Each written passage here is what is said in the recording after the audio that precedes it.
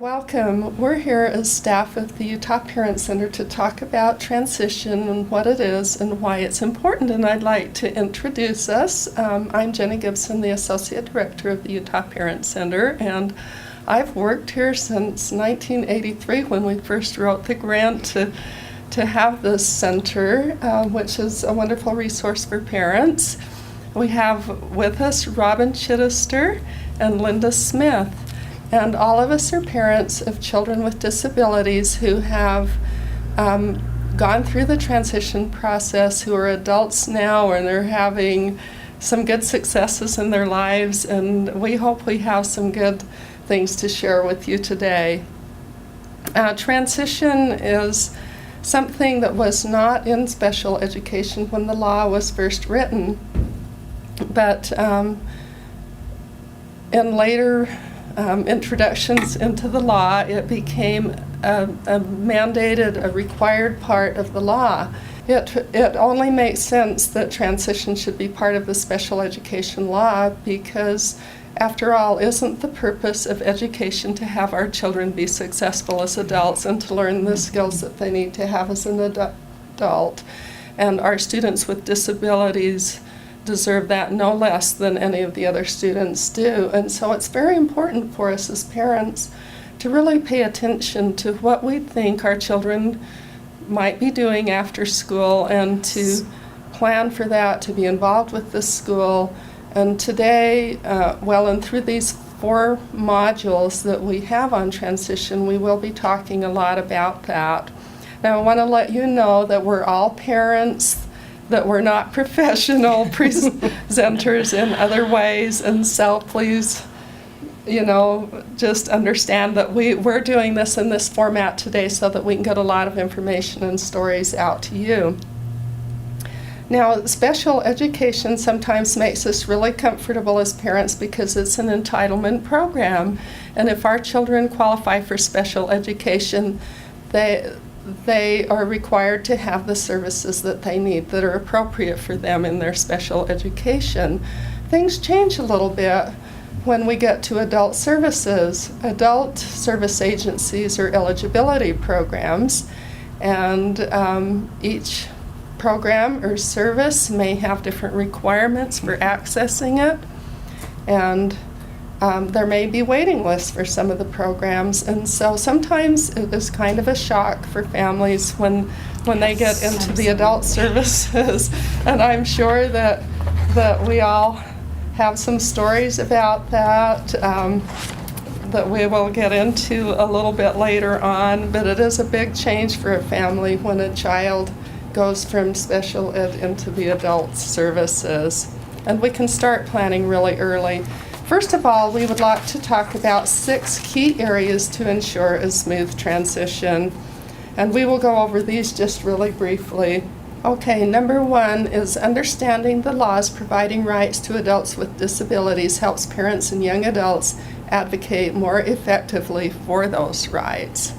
Number 2, understanding the planning process and the role of informed parents in developing programs will help parents encourage young adults to include their own interests and preferences.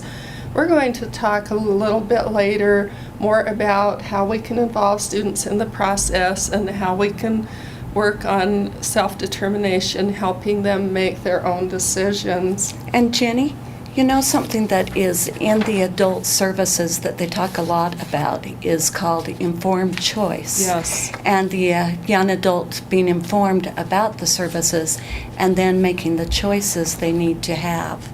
That's a very important point. Thank you. Number 3, helping parents and young adults with disabilities gather the information, documentation, and assessments needed to apply for adult services will streamline the process.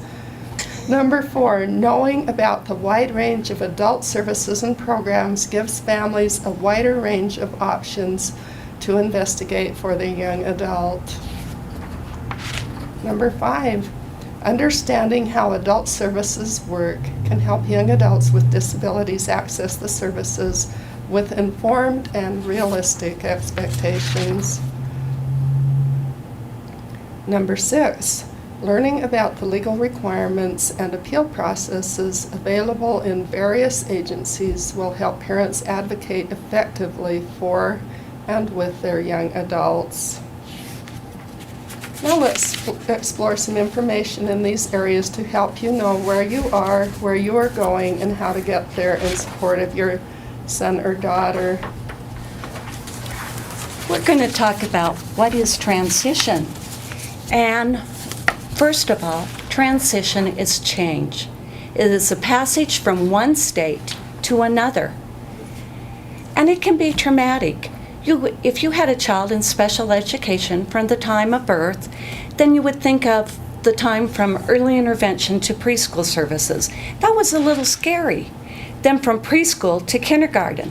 That was scary. Those were times of transition. I go back to my childhood, and I think of times of when I went to junior high or middle school. That was scary for me. Would I remember the locker code? Oh no. What about remembering 7 classes and the teachers, or going through the school hallways?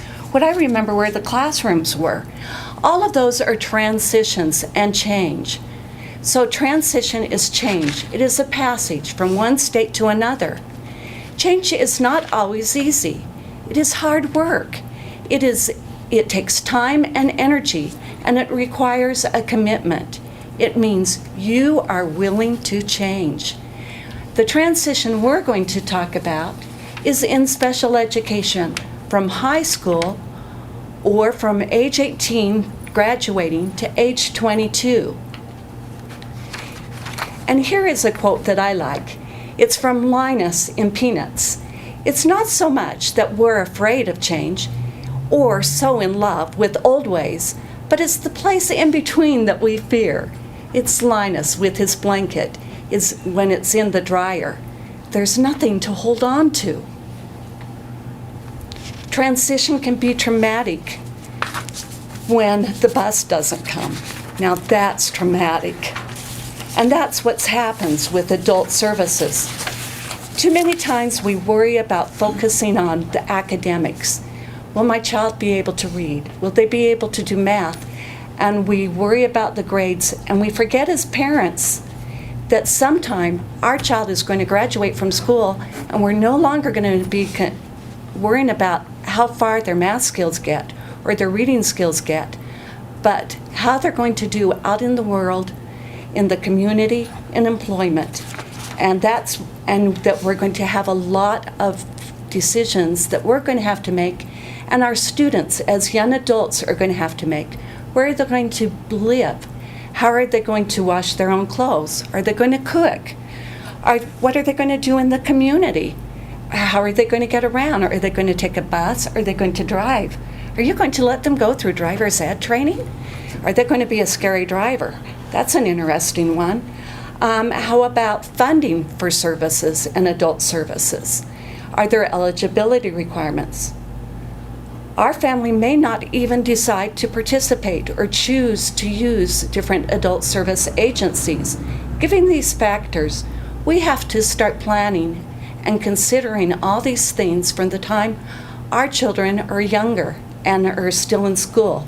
To help us decide, let's consider information and answer these questions.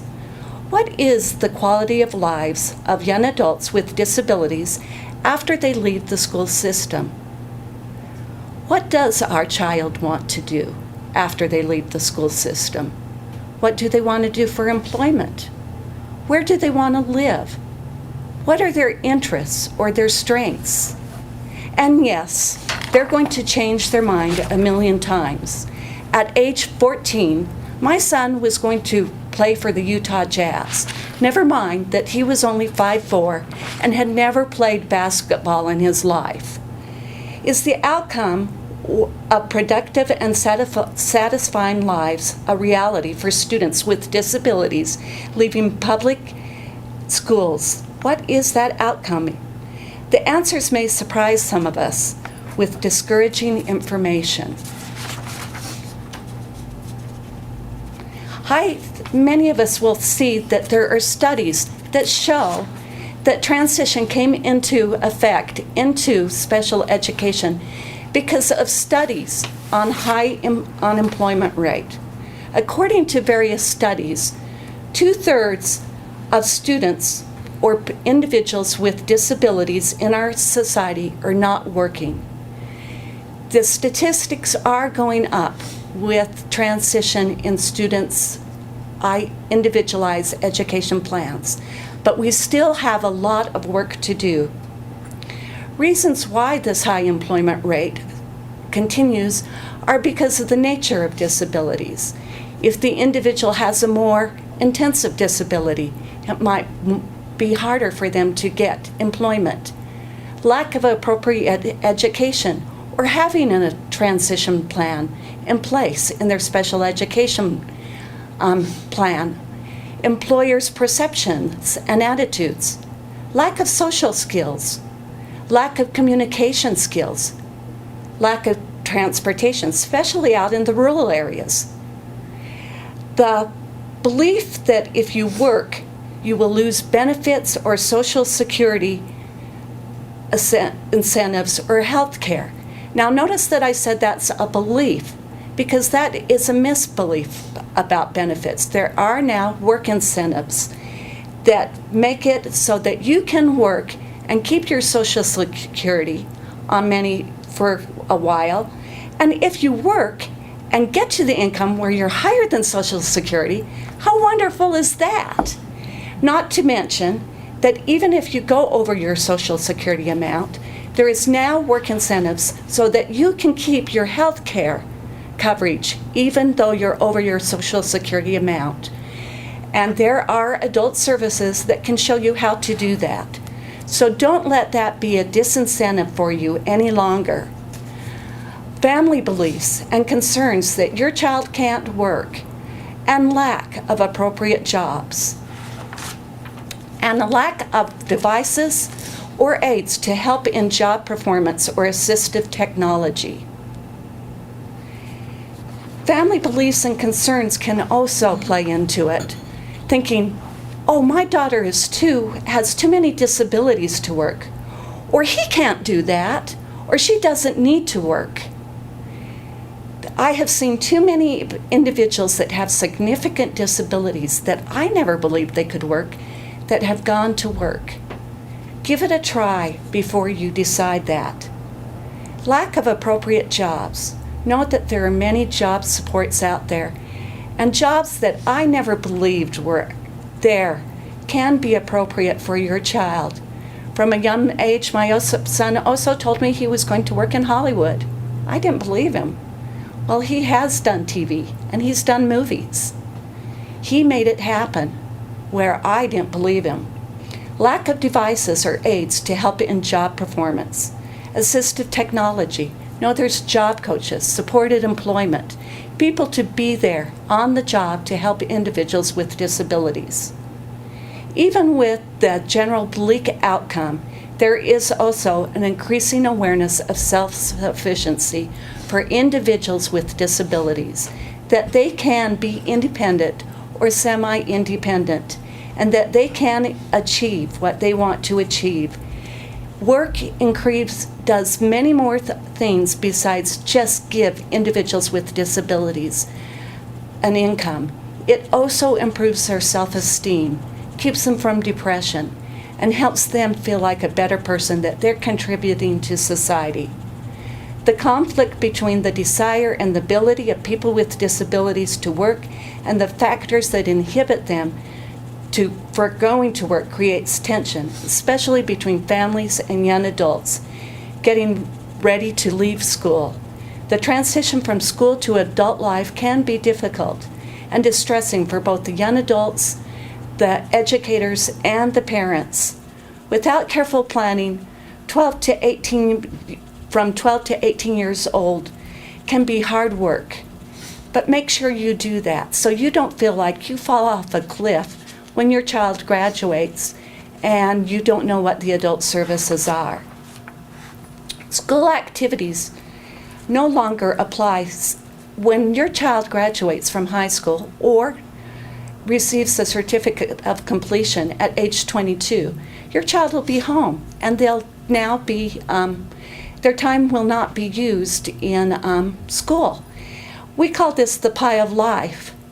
When they were doing school activities, they had 7 to 8 hours that were used each day in school. Well, when they get out of school, the bus no longer pulls up each morning. Social interaction with other students is no longer automatically part of their day. To illustrate the difference in how our young people will likely spend their time, let's look at 2 charts. This is what the slice of life usually looked like when the students are in school. Each quarter or piece of pie represents a quarter of their day, or 6 hours. You will notice we have 6 hours of work in school, 6 hours of unobligated time, 6 hours of maintenance, and 6 hours of sleep. And so it's pretty even. But now they're out of school. Consider the pie of life. Consider unobligated time. It's half of their time. And then maintenance is a quarter of their time, and sleep is another quarter of their time. They no longer have school to work or their social time. And you have to start thinking of adult activities that'll take up that time, and thinking about work and employment. I can tell you that was a real difficult time for my son. As he graduated at age 18, we thought that he would automatically be able to receive employment because he had those skills. But as he went and tried to qualify for jobs, the employers would tell him that they weren't hiring at the moment, even though they would tell his friend that to come back and apply for the job. I sadly watched my son as he would sit in a chair each day and become more and more depressed as he would have free time and didn't know what to do with it and didn't have the social interactions with friends. It was a hard time in our life.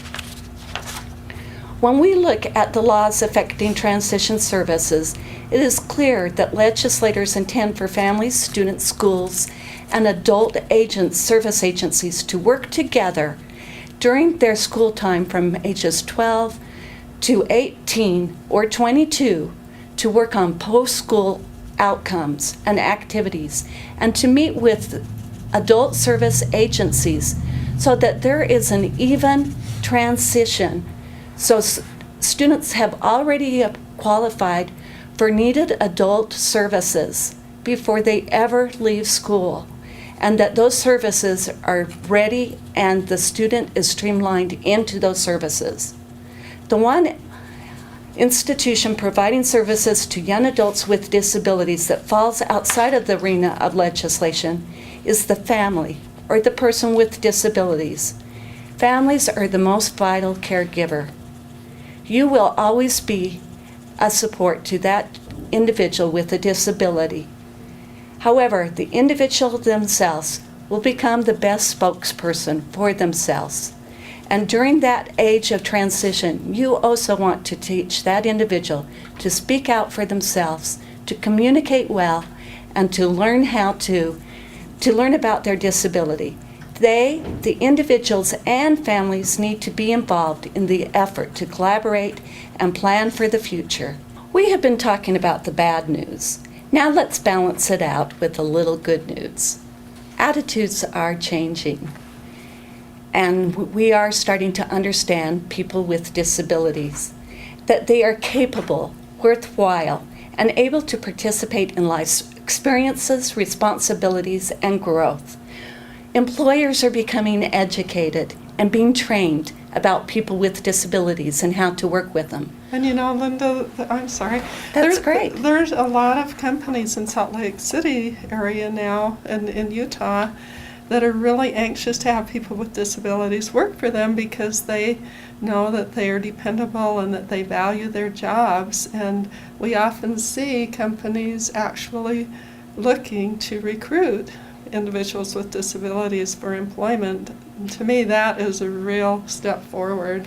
Absolutely. In fact, do you know the statistics are now showing that individuals with disabilities are better employees than most individuals without disabilities, that they are more reliable on the job, that they attend more regularly, that they do their job more consistently. And so those statistics are there, and you can teach your young adult to point those things out as they go out for a job interview. And there is actually now a website that lists employers in Utah that have been trained to work with people with disabilities, and lists jobs that they have there. And we talk about it in the adult services. Okay, and some of those resources will be listed at the end of this module too. We will have the links to those resources at the end of the module. And it's exciting to think about transition and the fact that education and the adult services now are invited into the transition IEP to work together as a team. And that's another thing that has changed in the years. And so that you can work together and learn about these services and already be evaluated and be signed up for the adult services by the time your child graduates. That really helps streamline the process, because as we went through the special education programs in the school age system, it was kind of like a maze, and then as a parent you find yourself facing another maze. So when the adult service agencies actually become a part of the IEP team in these critical transition years, it helps you understand, oh, there are new team players, and there are more people I get to work with and build a relationship with. That's great. And the other thing I have found as I've started reading the new literature is a very strong move for the self-advocate, talking about, instead of talking about their disabilities, talking about their abilities and strengths, and instead of focusing on how to work more on their reading, math skills, working on what they're good at, and selling those strengths, and how to talk about their strengths and sell those strengths, and communicating and being a real strong self-advocate. So that's another real positive in the disability community now. With all the problems and concerns that we might have as parents of children with disabilities, the other thing I want to remind you about is there are other parents that have gone through it with the Utah Parent Center, and other parents in the community with the advocacy groups that can always help you and work with you throughout the process. We're going to talk a little bit about new players and new roles. Parents have really, usually when their kids are in special ed, they've grown accustomed to the role of the school personnel filling a lot of roles such as case managers, service coordinators, experts on the law. Oftentimes the school personnel are information providers. They provide the required documentation. They let parents know what meetings they need to attend, and they talk about the services that parents should locate. And that may change a little bit as we get some of our new roles as parents and as young adults who are going through transition. We've talked a little bit already about the changing role of the young person. The young person needs to be involved in making decisions about his or her own life, and this is extremely important. When a young person makes his or her own decisions, then the young person is involved in what's going on, believes in what he or she is doing, and will work toward that end. It gives them dignity, and they will make the decisions that are appropriate for them. They're much more likely to make the appropriate decisions than if someone else makes the decisions for them. One of the great injustices that can occur during educational planning is charting young adults' future needs without consulting the person who is most affected. And oftentimes the decisions are made for rather than with our young adults. And sometimes, I hate to say it, but sometimes I think in the schools the temptation is to jump through the hoops and get everything done that needs to be done, and not realize as much how it could benefit the student to be making these decisions. We oftentimes talk about self-determination, where the student actually goes through processes. There are some great different programs out there that the schools can use that can help the schools to do this, but the students can learn to evaluate themselves, to understand what they're good at and what they're not good at, to think about what they like to do, and to think about what might be realistic for them to do, and then to think about what they need to do to be better at things so that they can achieve their goals. I was wondering, Robin, if you have any stories related to this part of our presentation. Well, I remember that we left the country for 3 years when the transition laws actually were becoming mandated that our son should participate in. So I felt like we missed out on a lot of things, but by living in a foreign country, we were not bound by any special education laws. So we pretty much had to just make it up ourselves. And as we came back to the States, I remember our son having access to the high school opportunities, and the program actually prepared our son to speak for himself. They helped him write out what he would like to do in conducting meetings for himself, and they exposed him to great opportunities.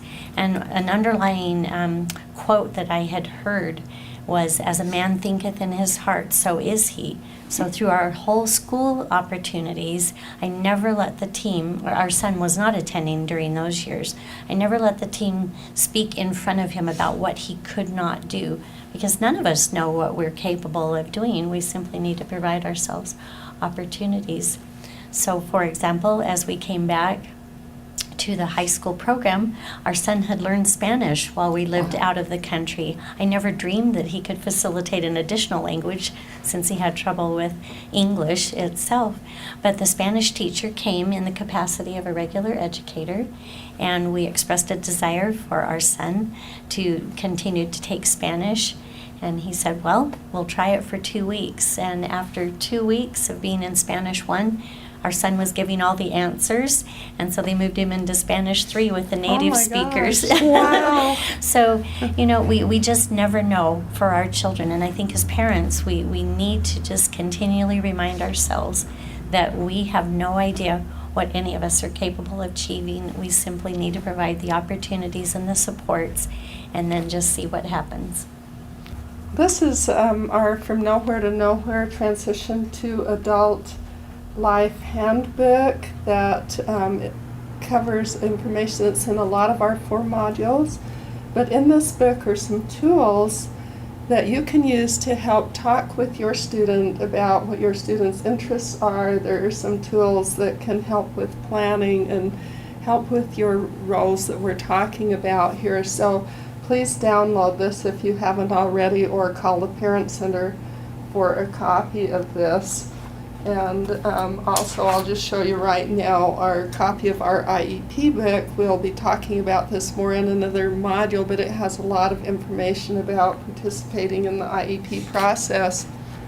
And there are a lot of other tools out there. The tools that we have included that we have included in the Parent Center materials are not the only good tools. Many school systems have developed excellent tools that they use, and sometimes you'll just be really happy to go into your meetings at the school and find out they've done some great work with your students, helping them find out what their interests are and their abilities and so on.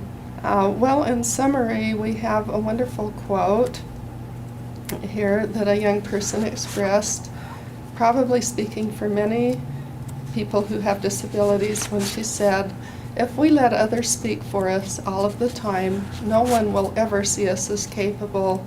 Worse yet, we will not see ourselves as capable. We want to become as independent as we can. In order to do this, people with disabilities will have to begin to take control of their own lives. We know ourselves best." So we have 4 principles that will help us encourage self-advocacy in young adults. 1, give your son or daughter opportunities to make decisions and experience consequences. 2, teach him or her about the disability and how it impacts his or her life. 3, together role-play situations in which your son or daughter wants to be a self-advocate. And 4, allow and encourage independence. Did either of you do that with your children? Well, again, going back to one of the great benefits for our son was to live in an international environment for 3 years, but yet you can recreate those experiences here in the States. We dealt with 2 monetary systems, the one of the country we were living and our U.S. Currency, and we would let him ride the public transportation in another country, and you just have to be willing to let go and allow these things to happen and feel confident enough that the world has changed and that our children really are far more capable than sometimes we give them credit for, and they can be very resourceful. So that would be something I would want to share. Thank you. Well, we have a quote from John, a young adult with a disability, who said, "We must be allowed to try to make decisions for ourselves, to say what we want.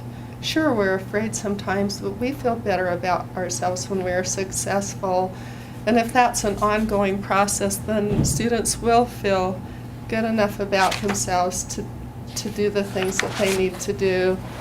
As a parent during this time, you have many roles, from caretaker to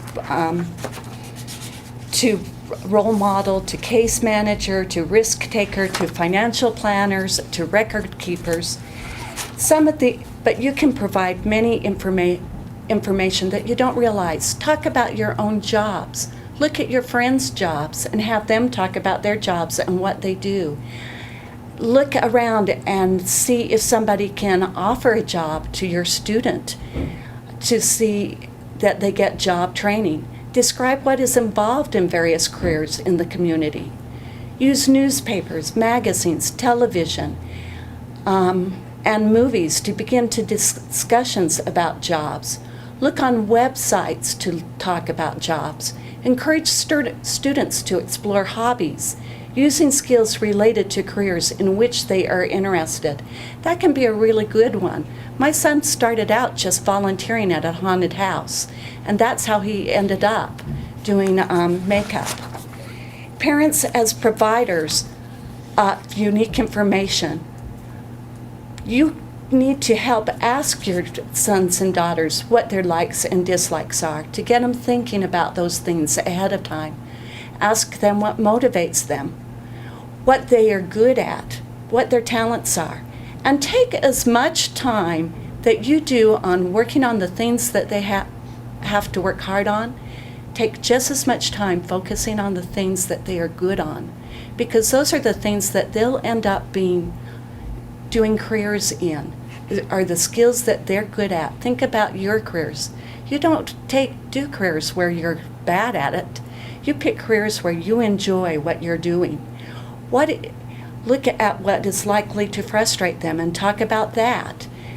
What they do successfully. Talk about what type of accommodations would they like to have in the classroom and what helps them.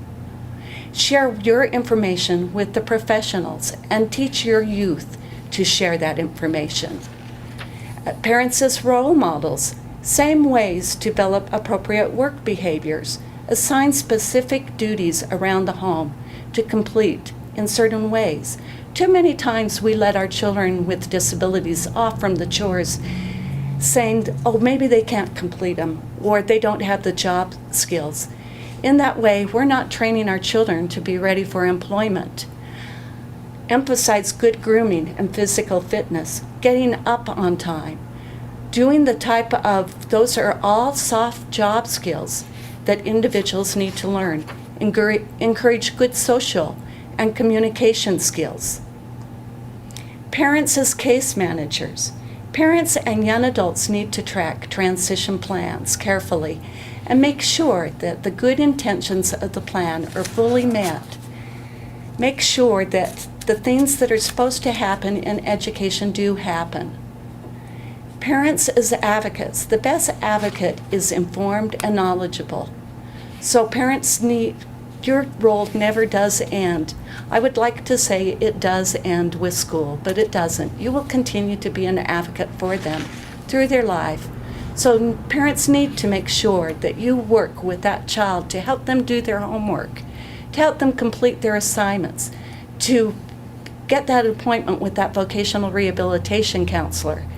Parents need to become informed about transition planning, to know what's needed, the services in the community, and agencies that can assist their sons and daughters as adults. I would like to say that the educators know all of this information, but the educators many times are learning this information too. And so it comes up to the parent to find out about these resources and suggest to the educators that they bring these individuals in to the IEP meeting. Parents as risk takers. We cannot discover new oceans unless we have the courage to lose sight of the shore. We need to be able to allow our kids to take risks, and it's far easier to let them take risks in middle school and high school than it is as adults. As I have learned, it was far easier to let my son take risks when he was in high school and had a team and us as a family to support him at home. It's a lot harder now that he lives on his own and we get calls from collectors because he's still having problems with finances. It's more difficult. Let them allow to fall. And sometimes it was hard for me because I worried about him with all his health problems, and he had been in the hospital so many times. I wish I had let him take more risks. Parents as financial planners. Decisions about work and financial aid involve a balancing act between financial security and independence. Teach your child finances. Be informed. Consult with professionals about estate planning if necessary, if you feel that your child's going to need that. And talk to your other child's siblings to plan something.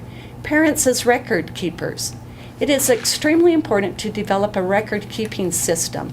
Be sure to keep a record of school transcripts, evaluations, and tests, records of any on-the-job training reports or other work experiences, accurate notes of telephone conversations with agency personnel, a file folder for each organization you work with, and copies of letters you write, as well as information on medical issues. It's also important that you start teaching this to your youth with young adults with disabilities, because they're going to become the record keeper as they become a young adult. So they need to start planning out systems that work for them. I listened to one young woman who cannot tell time and cannot tell time 1 o'clock, cannot figure out time in between how many hours she has. So she had to figure out a tracking system so she could figure out when to be someplace and if she had spaces in between where she could study for homework. So she had to figure out record keeping that way. It's better to figure it out as a teenager than as a young adult on her own. You know, that's an interesting story about that young woman. I heard her speak too, and she, in spite of her significant learning disabilities, has a PhD now and is an author of numerous books. And so she was able to develop the accommodations that she needed. Yeah. We're going to talk about empowering parents and helping us to just feel a little bit more able to do the things that we need to do for our children. We want to encourage you. The best way to predict the future is to invent it, and nobody has ever thought of all of the ways that we can do transition yet. So creativity can play a big role. We need to be creative, to be brave, and to make up our own solutions sometimes. And we need to not be scared about this. Can you think of a time when you did something creative or out of the ordinary for your student? And parents, maybe you can think of a time when you did think about it. I can think my other son, we knew that he was really good at art, but we didn't know where he would go with art. So he had so many things against him as far as reading He had difficulty with reading, he had difficulty with math, and so at a very young age, we started him in art classes on the side, and he did very well in them. So we didn't know what it would be, but in college, not in college, in high school, he took art, but he also took, they had a film class there. He took that, but he also took a Careers to College class, which was in architecture. So he took all these things that were around art and were in the field, as well as computers, just to see what areas he liked. And some he'd say, no, those people are too artsy. Or he'd say, no, I like the architecture, but I didn't like this about it. And by doing all those different things within high school, he was able to decide what he wanted to do in college. And because of the Careers to Education program in high school, in Brighton, they had an actual video high school thing that they did. They did TV each day. And he was able to do an internship with Channel 2. So he actually had that on his resume. And he went on to college and got his degree in film editing and video making. And he was the only one that graduated from college with something on his resume in that area. Oh. And so he was able to get a job where all his friends were not able to get a job. And he since just won an Emmy and writes for 2 magazines. And this was a kid that couldn't spell and still uses the spell checker. So who knows what can happen? Absolutely. Our son's disability is a little more visible. He has Down syndrome, and we're still trying to dispel a lot of the stereotypical feelings that people our age and older tend to carry with them. And so we find ourselves in the role of being a public relations advocate for him, and to give the general public credit as they see that he is much more capable than maybe they initially thought. Sometimes employers will approach us with temporary and part-time employment opportunities for our son to do shredding or other types of things, because we've always felt that because of the previous stereotypes, we wanted our son to have a job with dignity. Right. And that maybe some opportunities that were only available in the past, that's not all that's available to him now. So we're just very encouraged, but find ourselves in the role of always being a public relations advocate, dispelling misconceptions and showing that we really don't know until we try what our sons or daughters are capable of doing. Right, absolutely. In fact, I found that with my other son with more significant disabilities. We're always in that role. And you never know who might give them a job. Right. For instance, I talked about him. He was born without an ear, and a doctor makes an artificial ear for him. Well, we went back to that doctor and asked if he would teach him how to make his own ear. And that doctor did, and said if he wanted that side of his business, he would give it to him. So you never know who is willing to give the individual a job back from life experience, from knowing that individual and the struggles they went through. So as we're thinking about creative things that we can do, let's not discount the ideas that people at school might have. I've talked to some educators lately that have wonderful ideas. And those of you in the rural areas, we know that sometimes there are not as many different resources for you, but I've heard wonderful stories about things that have happened in the rural areas. I heard a story about a young man who liked birds and who ended out working for a man who raised pheasants and doing all of the work taking care of the pheasants. That was quite a unique situation for that young man, and he was very well suited to it. And so look at all of the things that are in your community and talk to people in government, and just look around. We don't have a clue as to what people's limits are. When someone is pursuing their dream, they'll go beyond what seem to be their limitations The potential that exists within us is limitless and largely untapped, and I believe that is true for all of us, and it is just as true for our students with disabilities.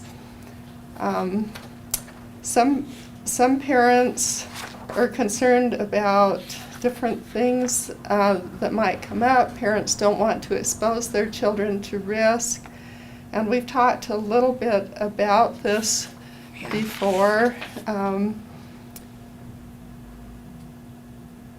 Here's another quote that we really like. The passage from childhood to adulthood for all of us involves the dignity of risk, the right to make mistakes and to learn from them. And we can't take that dignity away from our students. They will make mistakes sometimes, but that's all right. They'll become stronger from their mistakes. We'll become stronger, and we'll all learn from them.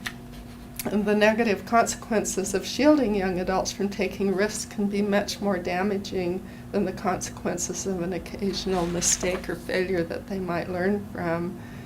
While young adults are preparing to transition into the communities, parents will also need support and information. Their need for support may be as great or greater than their sons and daughters, and so we want to encourage you as parents to find those supports that you need. And there may be support groups in your community. If you're in a rural area, you may want to join a family-to-family network group, which the family-to-family network serves parents of kids with all disabilities, and by going to that group, you can encourage them to have activities that meet your needs, and those groups are always responsive to the needs of the parents in their communities. You can call the Parent Center to find out what other groups that we know of what other groups we know about out there. There are many parent support groups that are set up specific to the needs of specific disabilities, like the Down Syndrome Foundation that you've been involved with, Rob, and the Learning Disabilities Association that Linda and I have been involved with, Chad. The autism. The Autism Council of Utah. Right. And there are several different autism support groups, and there are many others out there. We can't list them all right now, but just know that there are many groups in Utah that can be helpful to you, and also that there are many groups nationwide that the Parent Center, either through our website or by you calling our parent consultants for a consultation, we can hook you up with the resources about some of this just different information. So in conclusion, we want to encourage you parents that there is just so much going now with transition for young adults, and I'm sure that there will be much more in the future. And I just want to remind you that what you can do is often simply a matter of what you will do. So many things are possible, just as long as you don't know they're impossible.